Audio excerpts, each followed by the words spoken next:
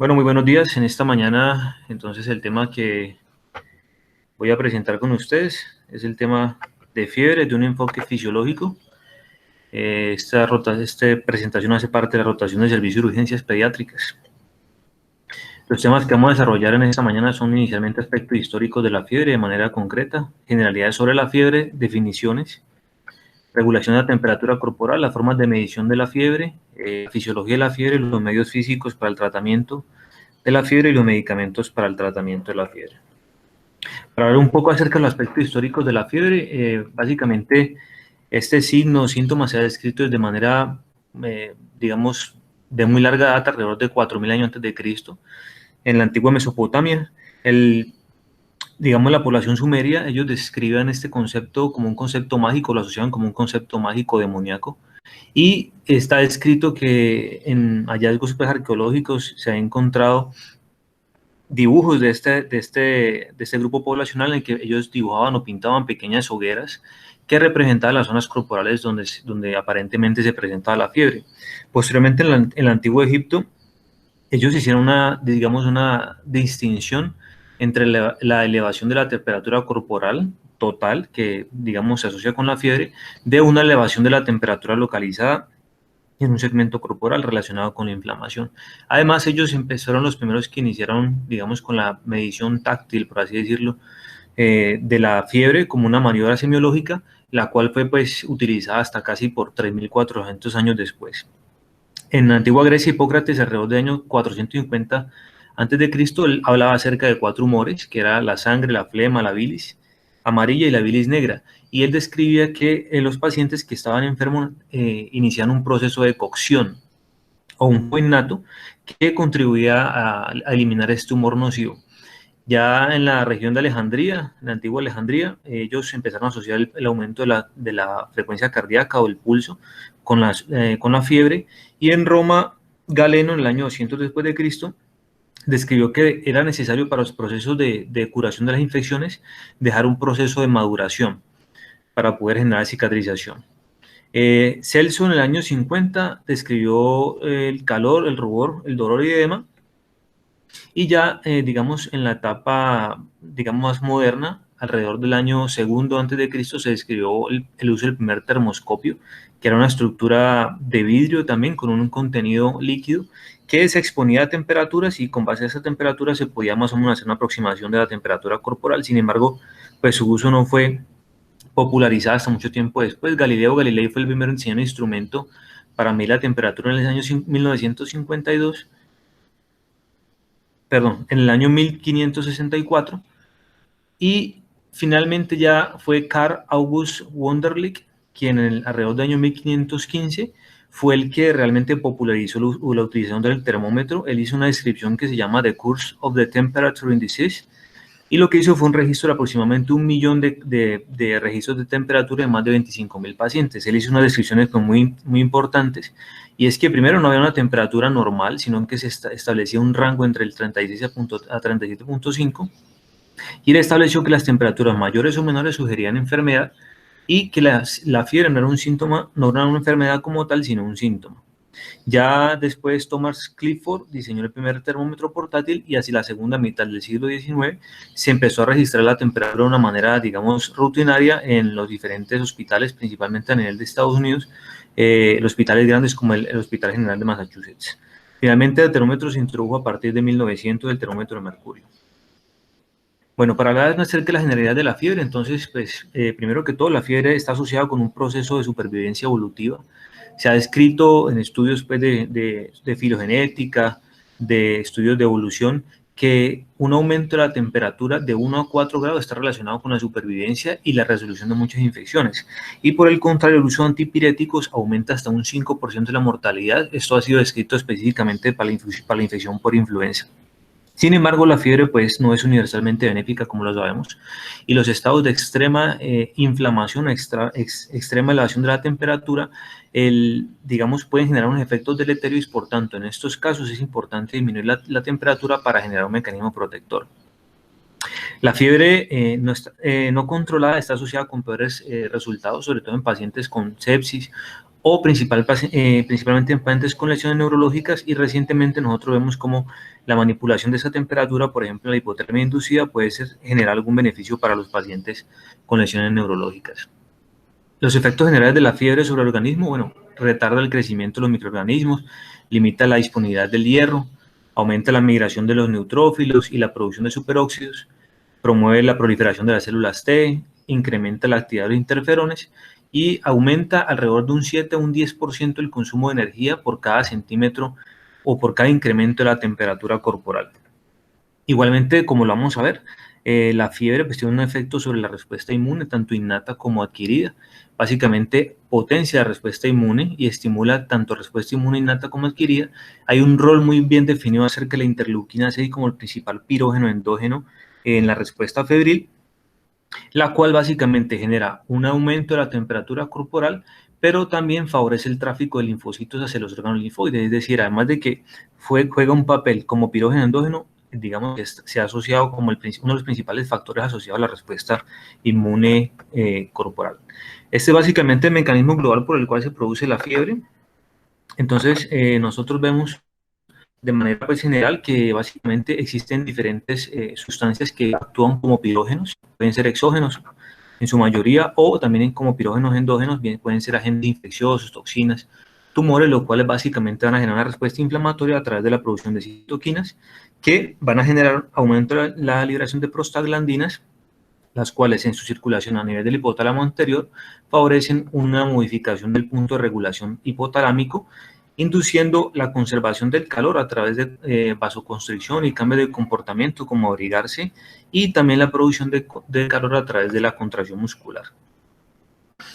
Bueno, existen diferentes pues, mecanismos de producción de fiebre. Hay agentes pirógenos que pueden ser de diferente etiología. Se puede producir también cuando la pérdida de calor, la ganancia de calor, perdón, la producción de calor supera la pérdida, por ejemplo, los estados de tirotoxicosis, o sencillamente cuando hay una disminución de la pérdida del calor, por ejemplo, asociados a una sobreprotección, una cobertura excesiva, por ejemplo, en los niños. ¿Cómo se define entonces la fiebre? La fiebre es una elevación que es regulada, y esto es una característica fundamental de la fiebre que la diferencia de la hipertermia, que es una elevación regulada de la temperatura corporal que es medida en el hipotálamo anterior y ocurre usualmente en respuesta a una injuria que estimula vías inflamatorias corporales. La Academia Americana de Pediatría describe la fiebre como una temperatura mayor a 38 grados y define hiperpirexia como una temperatura mayor a 41.7 grados. Digamos que existen unos criterios para definir también fiebre en pacientes inmunocomprometidos. La definición más clara, digamos, de paciente inmunocomprometido es la fiebre descrita en paciente oncológico, que se describe como un registro único de temperatura axilar de 38.5, mayor o igual a 38.5, o dos mediciones mayores o iguales a 38, con una separación de aproximadamente una hora. Digamos que no está descrito pues, en la Academia Americana, en la literatura, usualmente se ha descrito el término de febrícula para referirse a aquella temperatura que no alcanza a alcanzar el rango de fiebre, pero que, digamos, supera el umbral del límite normal de la temperatura, ubicándose entre los 37.5 a 38 grados. La diferencia es un concepto diferente, la hipertermia, perdón, es un concepto diferente, es un incremento no regulado de la temperatura central por encima del punto del control hipotalámico. Entonces, esa es la diferencia clave, y es que la hipertermia es un incremento no regulado de la temperatura que puede tener diferentes mecanismos. Uno, la sobreproducción de calor, por ejemplo, los pacientes que cursan con crisis de tirotoxicosis. Dos, una habilidad reducida para disipar el calor, lo vemos frecuentemente, el niño que llega con fiebre y que llega cubierto. Otra, básicamente la combinación de ambos, por ejemplo, el paciente que sufre golpe de calor, en el cual hay un aumento de la producción de calor excesiva por la actividad física en un ambiente húmedo que impide la liberación del calor. La hipertermia maligna es una sobreexpresión de esa hipertermia, y básicamente es un síndrome genético que se presenta en pacientes que tienen una predisposición por mutaciones o anormalidades del gen de receptor de la reanodina, y básicamente se presenta en pacientes que están expuestos a la utilización de sedantes como alotano, isoflurano y sevoflurano, o la utilización de relajantes musculares no despolarizantes, como la succinilcolina. Entonces, estos pacientes lo que van a generar es una liberación excesiva y sostenida de calcio a nivel de retículo sarcásmico, y estos pacientes que, por ejemplo, se asocian con alguna condición de base como la distrofia muscular, la miostonías o las enfermedades del núcleo centrales tienen un mayor riesgo de generar las complicaciones. En condiciones normales, ese receptor de reanodina básicamente controla los niveles de calcio sarcoplásmicos o citoplasmáticos asociado a un complejo que se llama el sistema calcio-adenosina trifosfatasa, pero en estos pacientes que tienen esa predisposición a esa mutación del receptor, se produce una liberación masiva de ese calcio, lo cual va a generar básicamente una contracción prolongada muscular, siendo el espasmo del músculo massetero uno de los principales signos identificables de manera temprana en esta condición. Posteriormente, las células intentan reabsorber ese calcio como un mecanismo de compensación, y nosotros sabemos que pues, esto es un mecanismo que básicamente es un mecanismo de transporte activo, puede generar un gran consumo de una cantidad de ATP, y ese consumo de ATP excesivo produce una excesiva formación de calor, generando hipertermia. Asociado a esto, entonces, como hay un gran consumo de energía, se produce una depleción de ATP, y esa depleción de ATP nosotros sabemos que es necesaria para el mantenimiento principalmente de la bomba iónica a nivel de la membrana celular. Entonces, cuando hay una depleción de ATP, esas bombas se vuelven disfuncionantes, se produce una alteración de la permeabilidad de la membrana, hay liberación principalmente de potasio, liberación de creatinina y de creatina muscular, de fosfato y mioglobina, lo cual hace que estos elementos salgan de la célula, producen acidosis metabólica, arritmias cardíacas por el aumento del potasio, rigidez muscular, y dado que hay un excesivo consumo de oxígeno en estos pacientes, entonces también hay un excesivo metabolismo que genera una gran cantidad de CO2. Estos pacientes entonces se caracterizan por tener niveles elevados de CO2, de acidosis, de taquipnea, de taquicardia, y la temperatura corporal usualmente supera los 41 grados. Esta condición puede ser mortal, sobre todo por las complicaciones asociadas, y el tratamiento usualmente es con dantroleno. Entonces, la temperatura corporal, digamos que no tiene un valor pues, estándar constante en la población, varía dependiendo de múltiples factores. En general, las extremidades son más frías que el resto del cuerpo. La temperatura, por ejemplo, de la boca es menor comparada con la temperatura rectal, pero es modificada por muchos factores, y existe una fluctuación que es circadiana de la temperatura, siendo las horas más bajas de la temperatura en la parte, digamos, tardía de la tarde o tarde-noche, y en la madrugada, y las horas más de mayor temperatura hacia alrededor del mediodía. La regulación térmica es menos precisa en los niños, y estos pueden mostrar normalmente una temperatura un poco más elevada que en los adultos. ¿Cómo se produce esa regulación de la temperatura corporal? Básicamente es una relación entre la producción y la eliminación del calor. La producción, que está medida básicamente por los fenómenos metabólicos, principalmente pues todas las vías metabólicas que conocemos que producen ATP, que producen energía, pero también la alimentación, la respiración y la misma contracción muscular, que se balancea con un mecanismo de pérdida de calor, que básicamente son mecanismos de carácter físico, como la radiación, la conducción y la vaporización. Entonces, hay dos mecanismos de almacenamiento de calor, la termogénesis y la absorción del calor. La termogénesis es un proceso mediante el cual se produce calor, y es la principal fuente del calor para el organismo, y básicamente está derivado pues, de las actividades metabólicas del organismo y de la liberación de la energía producida por la contracción muscular. ¿Cómo se produce o de qué depende más bien esos procesos metabólicos que generan calor? Básicamente la tasa de producción va a estar determinada por la tasa de consumo de energía y por el consumo de oxígeno, y la tasa metabólica también está influenciada por varios factores: la edad, el sexo, la fase circadiana, el tamaño corporal, el nivel de la actividad física, las condiciones asociadas como por ejemplo enfermedades o el nivel de actividad física que tenga la persona, o incluso también por hormonas. La tiroxina, la adrenalina son básicamente circunstancias que alteran la tasa metabólica y cambian la producción del calor. ¿Cuáles son los mecanismos de pérdida del calor? Básicamente son mecanismos físicos. Tenemos 4 mecanismos principales, que son la conducción, en la cual se pasa calor de una zona de mayor calor hacia una zona de menor calor, y la cantidad de calor perdido va a estar determinada básicamente por esa cantidad o esa área de contacto, es decir, entre mayor área de contacto, mayor pérdida de calor, y por la diferencia de temperaturas entre las dos zonas de contacto. La pérdida estimada por este método es al 5%.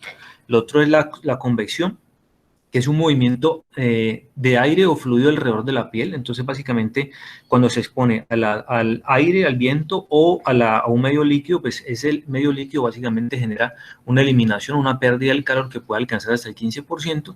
La radiación, que es por emisión de calor infrarrojo al medio ambiente, alrededor de un 55%, que está más relacionado a nivel, o se presenta mayor en el nivel de la cabeza. Y la evaporación, que son cambios pues, del estado físico del líquido corporal, en este caso el sudor, por ejemplo, que pasa a un estado gaseoso favoreciendo la evaporación, sobre todo en zonas de una temperatura pues, mucho más elevada, representa un 25% de las pérdidas y depende de la superficie corporal, de la eficiencia de la temperatura, de la humedad del entorno. ¿Cómo se disminuye entonces la temperatura de la piel? Básicamente a través de tres mecanismos, bien sea la vasodilatación de la piel, la sudoración o la disminución de la producción del calor. Entonces, nosotros sabemos que si el cuerpo se enfría en exceso, la porción dorsomedial del hipotálamo posterior, alrededor del tercer ventrículo, básicamente lo que va a hacer es que generar un aumento del tono de los músculos esqueléticos, favoreciendo la actividad de las motoneuronas y promoviendo entonces la contracción muscular, generando producción de calor. Los fenómenos de vasodilatación, entonces, lo que hacen es que aumentan hasta 8 veces la transferencia de calor entre las superficies y se producen pues por vasodilatación de la piel, que es mediada por neurotransmisores liberados a nivel de o inducidos a nivel de la hipófisis. El otro mecanismo es la sudoración. Entonces, por cada grado centígrado que aumente la sudoración, se produce hasta un aumento de 10 de la sudoración. Aumento de la temperatura, por cada grado aumento de la temperatura, se produce hasta un aumento de 10 en la persona. Y lo otro, pues, es la disminución de la producción del calor, cuando los mecanismos que exageran la producción del calor, como la tritona, y la termogénita química, son inhibidos. Entonces, son mecanismos por medio de los cuales ahí se produce calor, entonces se produce una inhibición de esos dos mecanismos, lo cual produce disminución del calor. ¿Cómo se aumenta la temperatura? Entonces, a través de la vasoconstricción de la piel. Entonces, nosotros recordamos que, o como vamos a explicar más adelante, uno de los mecanismos principales es generar vasoconstricción periférica, aumento de la actividad de la acetilcolina en los músculos, los cuales favorece pues, la contracción muscular y aumento de la producción del calor a través de la pirorección y aumento básicamente de la termogenia, es decir, la termogénesis con aumento de la producción del calor, favoreciendo, digamos, la activación y la activación de los procesos metabólicos.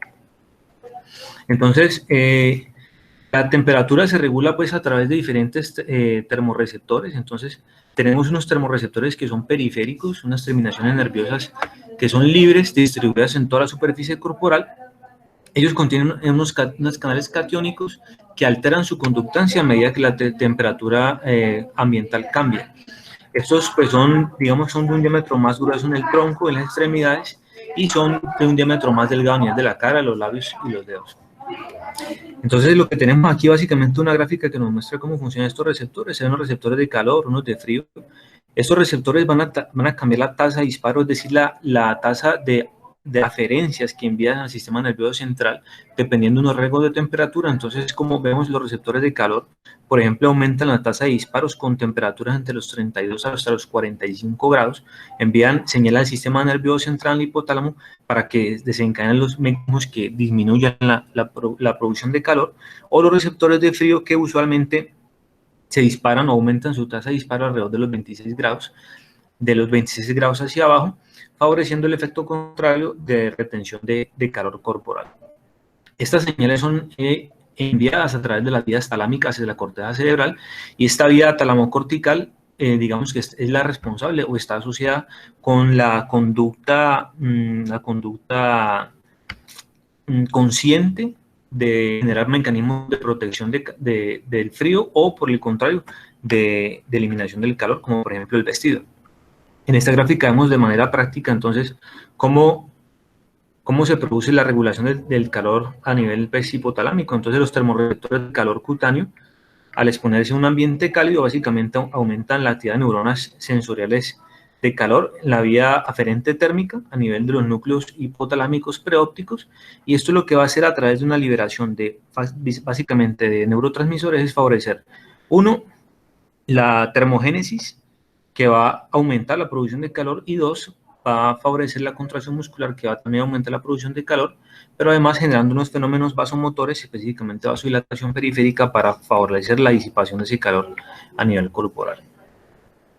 ¿Cómo podemos medir entonces la temperatura corporal? Pues básicamente nosotros sabemos que hay diferentes métodos, bien puede ser a través de la temperatura axilar, sublingual o rectal, y existen unas ventajas y unas desventajas para cada método. La temperatura axilar, por ejemplo, es más segura, es fácil, es cómoda, sin embargo requiere supervisión por un riesgo de desplazamiento, toma más tiempo que la temperatura rectal o sublingual, no es certera. El inicio de la fiebre, digamos, se puede tener una lectura errónea de la temperatura, porque inicialmente la fiebre puede cursar con vasoconstricción y eso puede generar una temperatura menor que la que realmente el paciente tiene en la parte central. La sudoración y la evaporación causan que la temperatura axilar sea menor que la temperatura corporal, y la correlación entre la axila y la región corporal es pobre.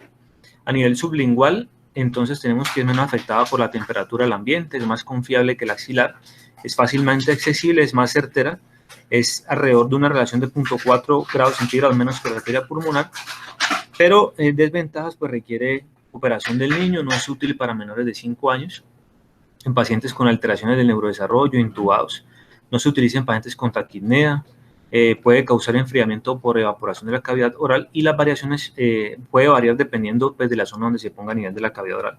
Y la toma de la temperatura rectal es más certera, es la más cercana a la temperatura corporal, no está influenciado tanto por la temperatura ambiental y su uso no está limitado en la edad. Sin embargo, pues también presenta unas limitaciones, sobre todo pues de la parte, digamos, de acceso al niño. Sobre todo pues, en los niños pequeños puede provocar estrés, en los niños más grandes puede provocar algún tipo de disconfort psicológico, requiere mayor tiempo, mayor privacidad, y la temperatura varía de qué tan profundo se inserte el termómetro, y puede ser un poco más retrasado con base a los diferentes métodos. Tenemos pues diferentes métodos, diferentes tipos de termómetros de mercurio, eléctricos, termómetros infrarrojos. Los termómetros de mercurio usualmente pues ya no están indicados por el riesgo de contaminación, por el riesgo pues de incluso hasta de accidentes con el cristal. Los termómetros infrarrojos, que pueden ser tomados a través de la temperatura timpánica, dan una estimación más precisa de la temperatura central, ya que pues esa lectura de la sangre es derivada de la arteria carótida, y los termómetros frontales, que digamos están pues como muy de moda, también son utilizados a través de infrarrojos, y mide la longitud de onda de los infrarrojos para posteriormente convertirlo en un valor digital. Entonces, en esta gráfica básicamente vemos cómo se produce pues, los mecanismos de la fiebre. Entonces, existen unos pirógenos exógenos que son descritos como patrones moleculares asociados a patógenos, los cuales, por ejemplo, las bacterias gram negativas son los lipopolisacáridos. A nivel de los hongos son, por ejemplo, los azúcares o el ARN o ADN viral, lo cual va a estimular básicamente una serie de receptores ubicados en las células de la respuesta inmune innata, específicamente macrófagos y células dendríticas, los cuales tienen unos receptores de patrones moleculares de patógenos, como los TLR4, y esa estimulación va a generar la producción de interleuquina 1, interleuquina 6, factor de necrosis tumoral. Entonces nosotros vemos en esta gráfica cómo estas interleuquinas actúan como unos mecanismos proinflamatorios que van a activar una enzima llamada fosfolipasa 2, y esa fosfolipasa 2 básicamente lo que va a hacer es que va a actuar sobre la membrana de fosfolípidos y va a generar ácido araquidónico. Entonces, ese ácido araquidónico, en presencia de una enzima llamada ciclooxigenasa, básicamente se va a transformar en prostaglandinas, que pueden ser prostaglandinas G o H, y estas prostaglandinas, en presencia de la peroxidasa, va a generar prostaglandina H2, la cual posteriormente, en presencia o en los tejidos periféricos por diferentes isomerasas, adquiere diferentes formas, de las cuales pues, la más importante es la prostaglandina E2. Esta prostaglandina E2 entonces actúa, como vemos en esta gráfica, circula a nivel de la barrera hematoencefálica, penetra pues a nivel de la barrera hematoencefálica, y como vemos aquí, esta prostaglandina E2 se une a nivel de las neuronas del núcleo preóptico mediano a través de un receptor llamado receptor EP3. Esta unión básicamente va a desencadenar una serie de respuestas inflamatorias a nivel de los tejidos periféricos, y una de ellas, la más importante, es la liberación de noradrenalina. Esa noradrenalina pues tiene unos efectos importantes, principalmente la estimulación de la termogénesis a nivel del tejido adiposo, pero también fenómenos de vasoconstricción a nivel de los vasos periféricos, específicamente de la piel y las extremidades, disminuyendo el flujo sanguíneo, Y lo otro importante es que favorece la liberación de acetilcolina a nivel de la placa neuromuscular, favoreciendo la activación, la contracción muscular y los temblores. Entonces nosotros vemos que también existe otra producción, digamos, diferente, una vía diferente de la producción de prostaglandinas a nivel periférico, que se ha escrito no está relacionado directamente con los lipopolisacáridos bacterianos, sino por vías diferentes o por diferentes estímulos de injuria. Y existe otra vía que también se ha relacionado con el desarrollo de la fiebre, sí, la vía del RANKL, que básicamente son unas proteínas que se encuentran a nivel de los astrocitos. Y lo que se ha demostrado es que hay pacientes que pueden presentar mutaciones de esta vía del RANKL y que en presencia de la interleuquina 6, pero con mutaciones de este RANKL, básicamente sus pacientes, pues, en algunas ocasiones no desarrollan fiebre. La interleuquina 6 es, digamos, la principal molécula o proteína asociada al desarrollo de la fiebre, es el principal factor pirógeno endógeno y eso se ha demostrado a través de diferentes estudios. Por ejemplo, se ha identificado que la presencia de anticuerpos neutralizantes, es decir, que bloquean interleuquina 6, o en pacientes o ratones en los estudios que han hecho con deficiencia de interleuquina 6, a pesar de que esos pacientes presentan estimulación por lipopolisacáridos, no presentan fiebre, a pesar de que tienen niveles normales de interleuquina 1 o de factor de necrosis tumoral.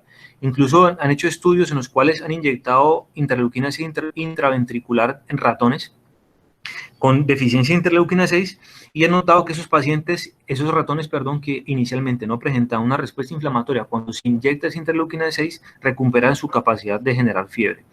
Otro digamos, pues, demostración del papel de interleuquina 6, por ejemplo, es el fármaco tocilizumab, que es un antagonista de la interleuquina 6 que se utiliza para la reducción de la fiebre en pacientes que reciben inmunoterapia con células T. Entonces, ¿cómo actúa la temperatura a nivel del sistema inmune? Entonces, pues básicamente hay diferentes mecanismos. Puede actuar a través de la vía, a través de la respuesta inmune innata y la respuesta inmune adquirida. Entonces, la fiebre aumenta tanto la respuesta inmune innata como adquirida. La innata inicialmente las primeras horas, pero lo hace a través de la activación mediada por fagocitosis, a través de células presentadoras de antígenos, de macrófagos y de células natural killer. Y posteriormente, a través de la respuesta inmune adaptativa, que normalmente nosotros sabemos que se presenta alrededor de una semana después. En este caso, los macrófagos y las células dendríticas se ven estimulados a través de la respuesta de la fiebre, el aumento de la temperatura, y conectan básicamente la respuesta inmune innata con la respuesta inmune adquirida. Y un aspecto importante es que, digamos, estos agentes celulares, estas células, actúan principalmente a nivel de las vénulas endoteliales, que son el principal sitio de ubicación de los linfocitos T, de captación de los antígenos bacterianos y de presentación de antígenos. ¿Cómo activa la respuesta inmune innata la fiebre? Entonces, inicialmente hay una activación de neutrófilos. Entonces, básicamente, la fiebre lo que hace es que aumenta la liberación de neutrófilos, lo hace a través de varios mecanismos. Primero, induce la producción de factor de estimulante de colonias de granulocitos, lo cual favorece la formación de granulocitos, neutrófilos, incluso hasta de formas inmaduras. Y lo otro es que favorece el reclutamiento de los neutrófilos a nivel de los pulmones desde los sitios, digamos, periféricos. Y esto lo hace a través de una molécula de expresión que es una CXL8, que es una molécula que actúa como un receptor y a su vez con función de quimiosina para favorecer la migración de neutrófilos hacia el pulmón. Entonces la fiebre básicamente desencadena o aumenta la actividad de la cadena respiratoria, y ese aumento de la cadena respiratoria en presencia, pues, de bacterias básicamente favorece la formación de neutrófilos. Nosotros sabemos que los neutrófilos tienen capacidad de formar especies radicales libres de oxígeno, y estos, una vez llegan al sitio de infección, el estrés térmico activa la cadena respiratoria, lo que les acabo de mencionar, aumentando la actividad bacteriolítica de los neutrófilos.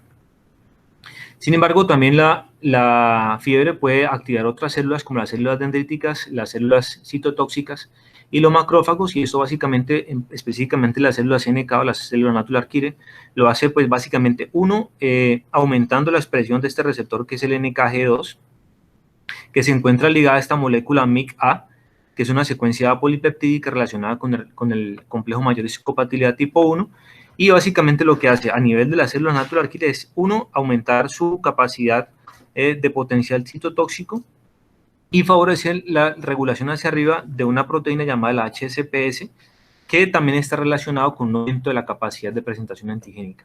Es decir, la respuesta febril en los pacientes con células, las células NK, lo que hace es que básicamente, uno, aumenta su capacidad de presentación antigénica y dos, aumenta el potencial citotóxico a través de la expresión de receptores de superficie que van a detectar otras moléculas de superficie, bien sea de patógenos o, por ejemplo, en este caso de células tumorales.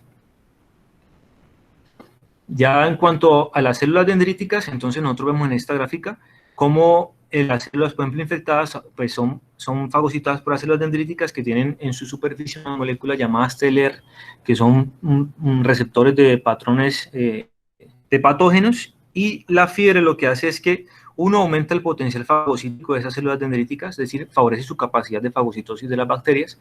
Dos, aumenta la respuesta a la infección viral. Y tres, aumenta la expresión de los receptores TR4 y TR2. Además, favorece la expresión de MHC clase 1, clase 2 y las moléculas coestimuladoras CD89 y CD86. ¿Qué quiere decir esto? Pues básicamente que mejora su capacidad de presentación de antígeno y al favorecer la síntesis de las moléculas coestimuladoras, esas son moléculas que están a nivel de los linfocitos, permiten que las células presentadoras de antígenos, específicamente las células dendríticas, generen una mayor efectividad de presentación con los linfocitos T. También favorecen la expresión de interleuquina 2, TNF-alfa y de leucocitos T-helper. Favorece su migración a los nodos linfáticos, como vemos en la gráfica, a través de una respuesta de receptor de quimiosinas, que es el receptor CCR7, que es el que permite la migración de las células dendríticas hacia los nodos linfáticos. Es decir, hay un aumento de la expresión de ese receptor CCR7 y hay un aumento de la migración de las células dendríticas. Todo esto pues mejora capacidad de detección de antígenos y de expresión de presentación antigénica. Y en esta gráfica se presenta a nivel de la respuesta inmunadaptativa. Entonces, una de las principales características es que la respuesta inmunadaptativa debe generar un flujo alto de linfocitos T hacia las zonas periféricas, y esto lo vemos en esta, creo que es una microscopía electrónica, donde básicamente hay una migración marcada de linfocitos T. Y el efecto térmico sobre la migración de linfocitos T está mediado a través de diferentes factores. Uno es la expresión de moléculas o de proteínas de superficie que van a favorecer la adhesión de esos linfocitos T a nivel de las células endoteliales, específicamente a nivel de los vénulas endoteliales, por ejemplo, a través inicialmente de la expresión de las proteínas L-selectina, a través de la expresión, el aumento de las proteínas CCL21, la CCR7, y posteriormente las moléculas ICAM. Entonces, estas circunstancias van a favorecer que haya una adhesión de los linfocitos a las células endoteliales y va a favorecer esa migración linfocitaria a nivel de los neurolinfoideos. Bueno, entonces existen otros mecanismos pues, que inducen fiebre asociado a inflamación o después incluso una lesión cerebral. Entonces, asociado a inflamación, las condiciones autoinflamatorias pues difieren de enfermedades autoinmunes. La mayoría de las afecciones autoinflamatorias son genéticas y un gran número está relacionado con anomalías en el manejo de las citoquinas proinflamatorias, por ejemplo, en la vía de la señalización de la interleuquina 1 o de interferón gamma, o la activación constitutiva del factor NF-κ-beta. O en pacientes también que presentan lesión cerebral, en el cual el mecanismo de generación de la fiebre es de etiología multifactorial. Hay una alteración en el metabolismo celular, un cambio en el metabolismo anaerobio y una lesión por reperfusión isquémica. La producción cerebral de una gran cantidad de citoquinas inflamatorias y biogénicas aumenta la presentación aguda de esta forma. También pues, puede ser inducida por medicamentos de etiología endocrina. Entonces, a nivel de medicamentos, pues básicamente hay una interferencia con la regulación de la temperatura central, daño directo a los tejidos, y hay una estimulación de la respuesta inmune innata, directamente relacionada con las propiedades farmacológicas del medicamento. Y ya a nivel endocrino nosotros sabemos que hay múltiples hormonas, especialmente hormonas tiroideas, que son esenciales para el metabolismo energético. Básicamente producen hipertermia y pueden, digamos, actuar de manera centralizada para para incrementar el punto de referencia del hipotálamo. Entonces ya como para ir terminando, cómo básicamente vamos a enfocar pues el tratamiento de la fiebre desde las medidas farmacológicas y no farmacológicas, desde el punto de vista pues fisiológico. ¿Para qué tratamos la fiebre? Pues digamos que todavía existe discusión respecto en qué momento tratar la fiebre. La Academia Americana de Pediatría indica que la temperatura debe ser tratada con un valor superior a 39.9.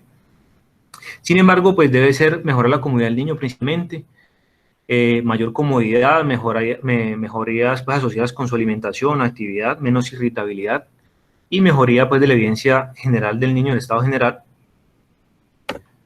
¿Cómo podemos entonces manejar la fiebre? Básicamente la revisión está enfocada pues en los métodos no farmacológicos utilizados y los métodos físicos. Entonces, inicialmente pues los métodos físicos, teniendo en cuenta los principios que describimos anteriormente acerca de los mecanismos de eliminación de temperatura, los métodos físicos permiten básicamente que la temperatura genere, digamos, sea una pérdida de temperatura sin disminuir la función del hemostato a nivel hipotalámico. A medida que empieza el enfriamiento, el hipotálamo percibe una divergencia más amplia entre su punto de ajuste y la disminución de la temperatura y estimula al cuerpo a generar calor con temblores musculares, como ya lo explicamos, y un aumento de la tasa metabólica. Entonces, básicamente, en cuanto a los medios físicos, por ejemplo, un ambiente fresco, ventilado, favorece la pérdida de calor por conducción hasta un 15%. El hecho solamente de disminuir la ropa que cubre al niño disminuye un 50% de pérdida de temperatura por irradiación y evaporación alrededor del 30%. La exposición a agua tibia favorece los dos principales mecanismos de la pérdida de calor, a través de radiación y evaporación, 50 y 30%. Sin embargo, pues se ha descrito que no está recomendado por los mecanismos que vimos anteriormente, los baños con agua fría. ¿Por qué? Porque eso va a generar vasoconstricción, va a generar escalofríos y eso es lo que por el contrario va a hacer es aumentar la temperatura. Entonces se han descrito pues, múltiples métodos físicos utilizados para el manejo de temperatura, las esponjas tibias, baños de manta de enfriamiento, frotar alcohol en la piel, enemas fríos, compresas de hielo. Sin embargo, hay indicios que incluso estos métodos, especialmente los últimos, pueden generar algunos efectos graves, sobre todo porque pueden aumentar la temperatura por los mecanismos que ya explicamos, y permiten al cuerpo pues, perder el calor a través de la conducción, convección y evaporación. Se han hecho pues, estudios, digamos que los estudios han sido pequeños, sin embargo, existe un metaanálisis realizado en niños entre 1 a 15 años, en los cuales pusieron como criterio de inclusión una temperatura mayor de 37.5, y básicamente lo que evaluaron fue los métodos físicos de esponja, baño y abanico versus tratamiento con placebo, y el resultado final del metaanálisis era el tiempo para volver a estar afebril, y el tiempo secundario era la resolución de la fiebre en la primera y segunda y sexta hora del inicio del tratamiento, y la tasa de caída de temperatura entre los 30 minutos a las 6 horas. ¿Qué concluyó el metaanálisis? Que básicamente pues, hay datos insuficientes para demostrar o refutar que los métodos físicos son efectivos de manera sola pues, para normalizar la temperatura. Hicieron una relación, digamos, describieron un estudio donde se utilizó esponja tibia con paracetamol, que logró los mismos resultados que el medicamento solo. Y eso básicamente se presentó porque hay mucha variabilidad, hubo mucha variabilidad en los grupos utilizados para ese tipo, en los métodos, más bien los artículos incluidos en este estudio. Entonces, como conclusión, ellos establecen que hay una limitada evidencia que soporte el efecto pues, antipirético de los medios físicos, y esto fue observado, digamos que alguna reducción pues, fue observada en los niños que han utilizado paracetamol. Sin embargo, los métodos físicos pues, son ampliamente utilizados en el tratamiento de la fiebre, pero solo una pequeña cantidad de estudios realmente ha evaluado sus efectos. El otro medicamento pues, que utilizamos muy frecuentemente es acetaminofén. Básicamente, acetaminofén se absorbe en intestino delgado, tiene una tasa de absorción que es dependiente del vaciamiento gástrico, los alimentos retrasan su absorción y la cafeína aumenta su absorción. Tiene una disponibilidad que es bastante buena, hasta de 98.5%, y el inicio de analgesia y antipiresis se presenta alrededor de los 30 minutos, con un pico de concentraciones plasmáticas hasta de 60 minutos. La distribución, pues, según la proteína, es menor del 25%. La tasa de concentración de glóbulos rojos plasma es de 1.2 versus 1. Tiene la capacidad de cruzar la barrera hematoencefálica, la barrera placentaria, y el tiempo de vida media es de aproximadamente 2.5 horas. Su metabolismo y excreción es principalmente por conjugación hepática a través de la gluconeogenación, hasta un 40%, y la sulfonilación hasta un 46%.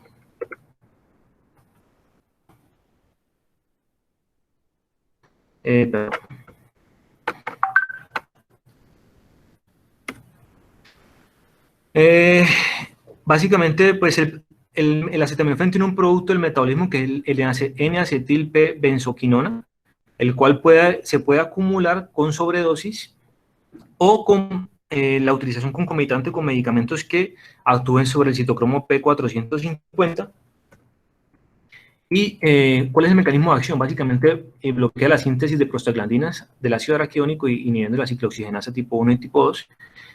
Los niveles terapéuticos de la acetaminofén y de la COX, aun cuando los niveles de ácido araquidónico y peróxido son bajos, pero tiene un efecto mínimo cuando esos niveles son altos. Es decir, por eso esto explica por qué la acetaminofén es analgésico y antipirético, más no es antiinflamatorio. Tiene efecto central y periférico. A nivel central inhibe la síntesis de prostaglandinas, especialmente de prostaglandina 2, y a diferencia de los AINES inhibe la amiloperoxidasa, lo cual, pues, entre comillas, puede, digamos, retrasar un poco la presentación de enfermedades reumatológicas. Otra hipótesis es que tiene un efecto también, un metabolito activo que es el AM404, que es un lipoaminoácido que inhibe la producción de alodinia e induce analgesia a través de mecanismos supraespinales. La toxicidad por acetaminofén, pues básicamente cuando es detoxificado un metabolito no dañino, se hace pues a través de conjugación, se le unen grupos sulfidrilo de glutatión a través de la glutatión transferasa y produce ácido mercaptúrico, el cual es eliminado en la orina. Sin embargo, con sobredosis o cuando hay una disminución de la conjugación por otros medicamentos que utilizan el citocromo P450, se puede depletar ese glutatión después de grandes dosis, permitiendo la acumulación de su metabolito activo, el cual interactúa covalentemente con los hepatocitos produciendo daño hepático. Entonces, la toxicidad por acetaminofén conlleva daño hepático, que usualmente se presenta a las 24 horas, con náusea, vómito, diarrea, anorexia, dolor abdominal, y usualmente las manifestaciones se presentan hasta 6 días después del inicio del proceso fisiopatológico.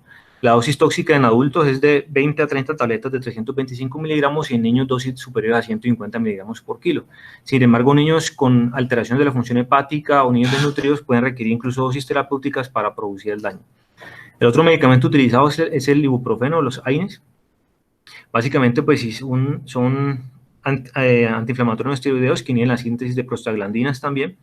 No inhiben la vía de la lipoxigenasa al metabolismo de ácido araquidónico y no suprimen la formación de leucotrienos, generan mayor riesgo de alergia, actúan de manera reversible y competitiva y depende, pues, su tiempo de vida media depende de la eliminación del fármaco, que es variable, tiene una absorción que es rápida, completa en la vía gastrointestinal, pero la presencia de alimentos tiende también a retrasar la absorción sin modificar la concentración máxima. Las concentraciones máximas se alcanzan a las 4 horas con un tiempo de vida media de 2 horas y la unión a proteína hasta el 95%, con una eliminación relativamente rápida. Tienen, pues, como sabemos, múltiples efectos adversos, gastritis, nefrotoxicidad, mayor riesgo, pues, de daño renal. Se ha escrito, por ejemplo, en orden de severidad, los fármacos más nefrotóxicos, inicialmente en el oxical, diclofenaco, luego en naproxeno y ibuprofeno. La incidencia de insuficiencia renal es de 1.1 casos por cada 100.000 personas. Y este estudio lo hicieron en Reino Unido con 386.916 pacientes, donde se estableció que el riesgo relativo de insuficiencia renal con uso de AINES de 3.2 por cada 100.000 personas. La terapia combinada ha mostrado mejores resultados, acetaminofén e ibuprofeno, en los niños febriles porque puede provocar una disminución de la temperatura más rápida. Sin embargo, pues a los padres en la práctica a menudo se recomienda que administren inicialmente un solo agente, bien sea el acetaminofén o el ibuprofeno, y luego administren, pues, una dosis adicional. La terapia, pues, alternativa o combinada genera cambios de temperatura que fueron similares para todos los grupos en este estudio, pues, de Cochrane. Sin embargo, 4 horas más tarde, después del inicio del tratamiento, observó una temperatura más baja en los grupos de tratamiento de medicamentos combinados. Y finalmente, la dipirona. Entonces, la dipirona, pues, es un fármaco que, digamos, genera mucha controversia para el manejo antipirético. Es un analgésico antipirético del grupo de las pirazonolonas, que se considera, pues, derivado de la aminopirina e inhibe también la síntesis de la ciclooxigenasa. Tiene una vida media hasta 10 horas. La unión a proteína es menor, pero, pues, digamos que tradicionalmente a través de unos estudios muy grandes se ha descrito un riesgo de agranulocitosis hasta el 0.5%, por cual en algunos países como Estados Unidos y en Suecia, digamos, su uso está proscrito. Básicamente, en nuestro medio, realmente no hay indicación clara para dipirona, salvo creo que en las crisis falciformes, es que las crisis dolorosas de los pacientes con anemia celular falciformes. Y lo que vemos aquí es la indicación de dipirona en pacientes en el INVIMA. Entonces vemos que se considera como un antipirético de segunda línea para casos de dolor o fiebre moderado o severo que no han seguido con otras alternativas. Sin embargo, para el grupo pediátrico, pues la indicación del INVIMA es usarlo de manera pues a criterio médico, pero lo que vemos es básicamente toda esta serie de efectos adversos o posibles contraindicaciones que puede entender el uso de la dipirona. Entonces, desde 1930 se han publicado estudios acerca del riesgo de granulocitosis. En 1986 se hizo un estudio muy grande, el estudio Boston, en el cual fue un estudio multicéntrico en 8 países con 22 millones de personas durante 4 años y reporta una incidencia de granulocitosis de 1.1 por cada millón de personas. Sin embargo, esta variación pues fue muy amplia, desde 0.8 hasta 23.7%. En Latinoamérica también hizo un estudio en el 74, incidencia de granulocitosis. En Brasil, con una incidencia pues fue relativamente baja. Y en Colombia, en el 2004, también hice una revisión de literatura. Se describió pues que es eficaz para el cólico renal y la migraña, y la prevalencia de granulocitosis fue hasta el 0.5% para pacientes europeos y el 0.38% en pacientes hispanos. Se concluyó que el riesgo pues que lleva es muy bajo, sin embargo, frente a esas recomendaciones pues que están establecidas, digamos que existe un riesgo que, a pesar de que es bajo, existe el riesgo pues de granulocitosis. Digamos que la recomendación actualmente no utiliza dipirona como antipirético. Este fue un estudio más reciente, en el 2017, un ensayo clínico control, una revisión sistemática que incluyeron 19 publicaciones. Ellos documentaron que faltan pruebas para respaldar la afirmación de que la dipirona sea equivalente o superior a AINES en el dolor pediátrico, y que, a pesar de que el riesgo absoluto de granulocitosis no se puede determinar, los informes sugieren que el riesgo es bajo, pero no es despreciable, por lo cual no se recomienda pues su uso en pacientes pediátricos. Entonces, como conclusiones, pues la fiebre constituye un mecanismo protector con unos efectos complejos sobre el sistema inmune, requiere la coordinación de respuesta inmune con el sistema nervioso central, puede existir condiciones que aumentan la temperatura de manera no controlada, que pueden generar daño celular, debe identificarse de manera apropiada el paciente febril para realizar una completa evaluación.